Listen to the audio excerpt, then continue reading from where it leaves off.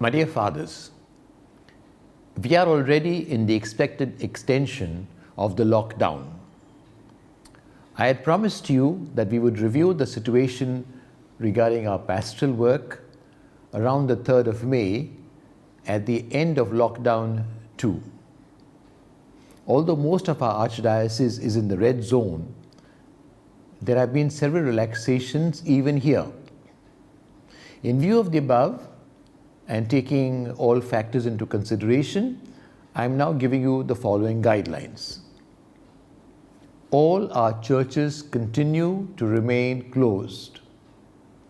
Since Section 144 continues to be imposed, the assembly of people is not permitted.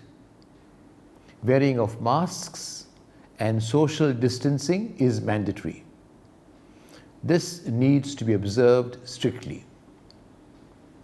Regarding the sacraments of baptism, confirmation, penance, and matrimony, which I had earlier said should not be administered, I strongly urge our people to wait till the 17th of May when further relaxations are likely to be announced.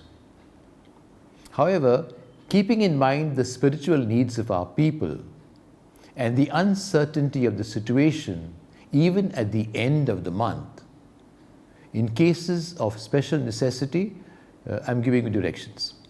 Baptism.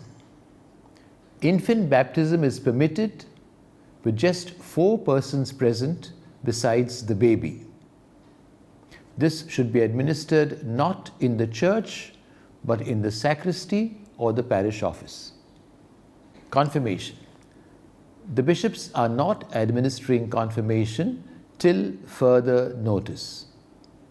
Those already scheduled stand postponed. Penance. For individual cases, you may hear confessions observing social distancing, preferably with a distance of 9 feet between the priest and the penitent. This could be in the sacristy, the parish office, or in the house of a sick person. Now, matrimony.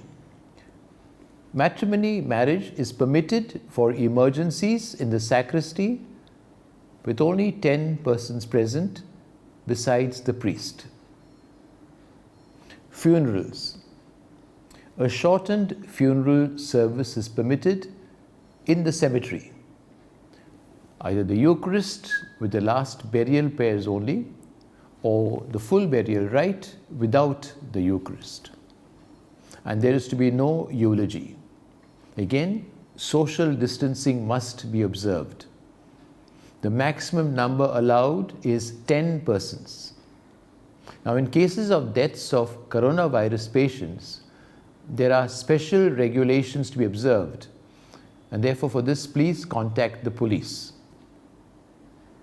For conducting of marriages and funerals, the respective police stations must be informed and permission obtained. Besides, if you are administering baptism or officiating at a marriage because of a special need, please inform also the Chancellor of the Archdiocese, Father Neil dos Santos, so we have a record of this. These regulations have been made keeping in mind the safety of our people, which is of paramount importance. It's also the necessity of observance of government regulations. On the other hand, spiritual assistance of our people is an essential need of theirs, and this becomes an obligation for us to fulfill. Fathers, since the number of cases and deaths in Maharashtra, and especially in Mumbai, continue to increase, we still are at a critical stage.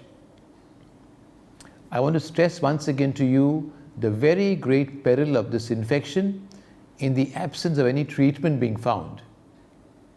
My dear fathers, my assessment is that it will be a long time before we come back to near normal.